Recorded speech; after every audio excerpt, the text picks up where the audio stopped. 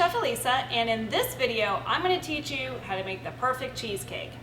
Now you're going to need some ingredients for your perfect cheesecake.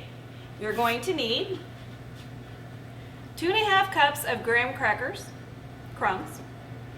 You'll be needing a 1/4 cup plus 2 tablespoons of butter melted. That's going to be your crust. You'll need 2 pounds of soft cream cheese. So it either needs to be room temperature, or even you can even pop it in the microwave just a little bit, but it needs to be soft. It can't be out of the refrigerator. It'll give you huge lumps in your cake. So soft cream cheese. You will also need 3/4 of a cup of sour cream, a cup of sugar, a 1/4 cup of all-purpose flour, and also a teaspoon of vanilla, and 5 eggs.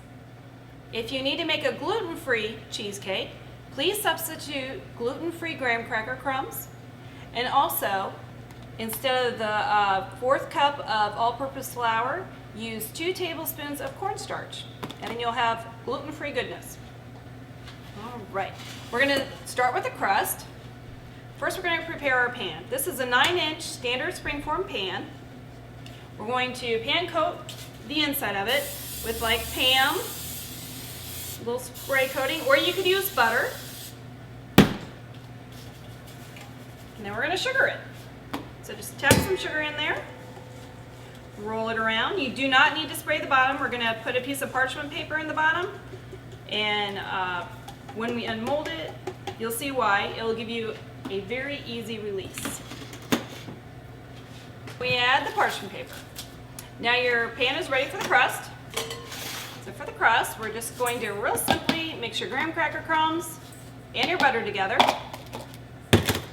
If you would like to substitute crushed Oreo crumbs, you can certainly do that. You'll need a little less butter, probably about 2 tablespoons less. Mix that all up.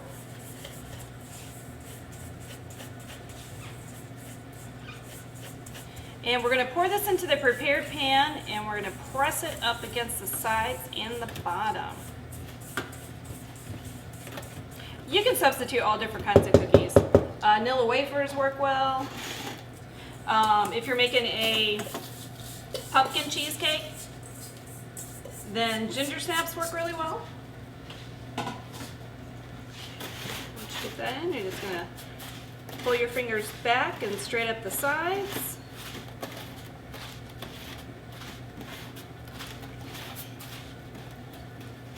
Going around. And then just press down the bottom. Now you're ready for the filling. For the filling, you'll need 2 pounds of the softened cream cheese. We're going to slide that right in there. Don't worry if you don't have a stand-up mixer. You can use a hand mixer. It's not a problem. Might take you a little longer to cream it together, but it will absolutely work. If you're using a stand-up mixer, you definitely want to use the paddle, not the whip. So we're going to put that down, lock it into place, give it a little turn.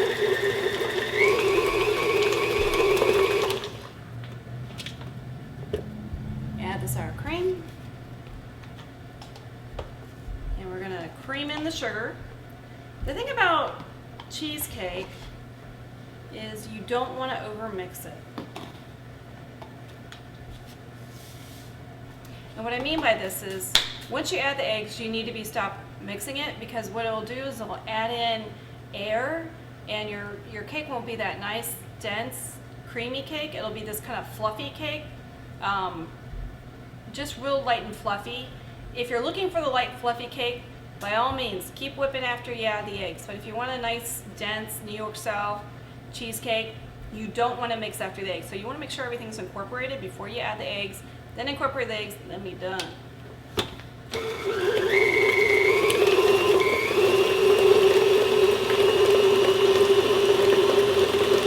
really doesn't take very long. Okay, we're going to add some flour. Or you can add your cornstarch if you're doing gluten-free. A little vanilla. You can add different flavorings if you like. You can add almond extract. It's delicious. Do a quick scrape down the side.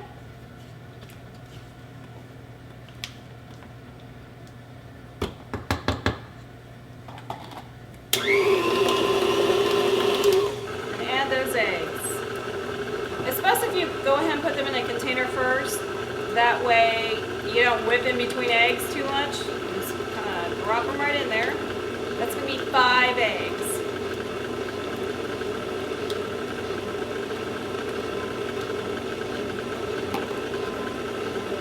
And they are almost incorporated.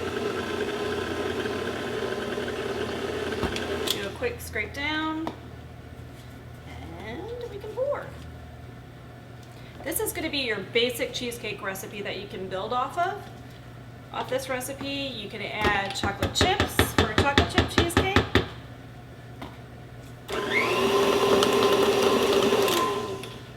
Done deal. Right. And there you go. It's nice and smooth. If you would have used cold cheesecake, you would have big clumps in it. Not very appealing. So make sure your cream cheese is nice and room temperature. Pour that right in.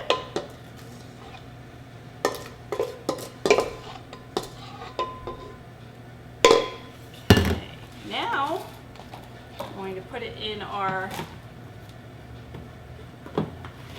little pan protector, which you can put your springform pan in that before you add your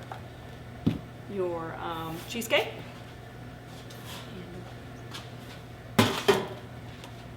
Here's another trick. You're going to put this in the oven just like it is, and then you're going to add the hot water. You don't need to add boiling water, but you do need to add as hot as possible coming out of the tap water, and you're going to want to fill it up as far as you can fill it up. So we're going to place this into the oven just like it is, and then fill it up with the hot water. Every oven is different temperature-wise. This oven that I have here, 2 hours at 300 degrees, perfect, good. My oven at home is a little different. It's about 350 degrees for 2 hours. I would start with a standard 300 degrees, 2 hours, and then if you need to adjust from there, you can adjust from there. So we're going to put this in the oven. In 2 hours, we'll have a perfect cheesecake.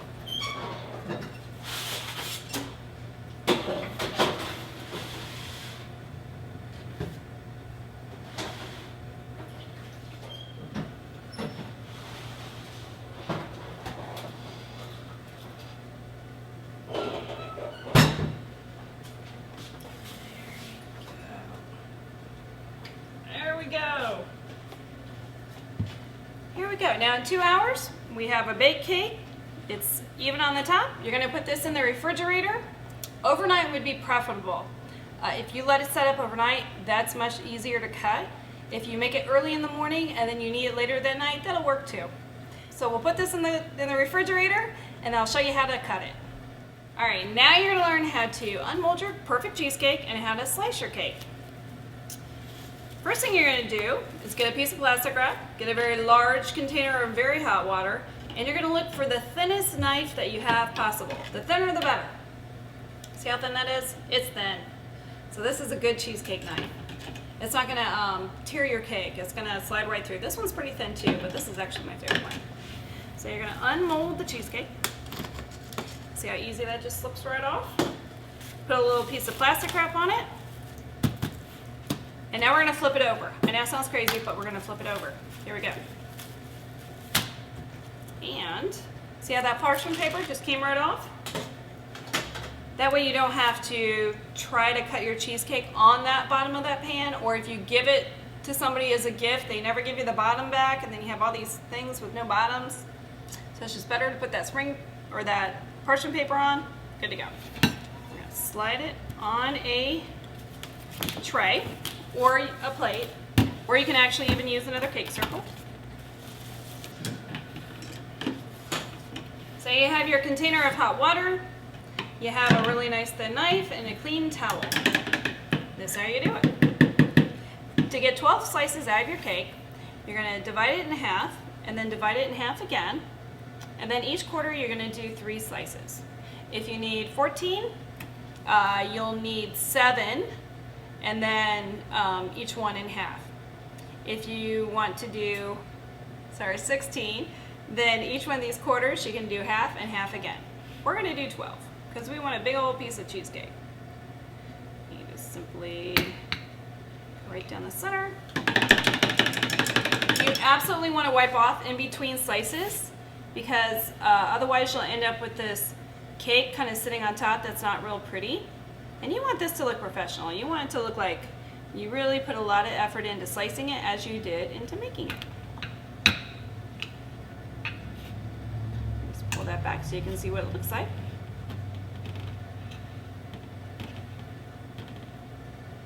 There you go. Now you know how to slice your cake. Now once you learn how to do the sauces, you can put it on a plate, and we'll show you one of those with a nice little array of sauces or a little lemon curd and blueberries for summertime. And you'll really impress your friends.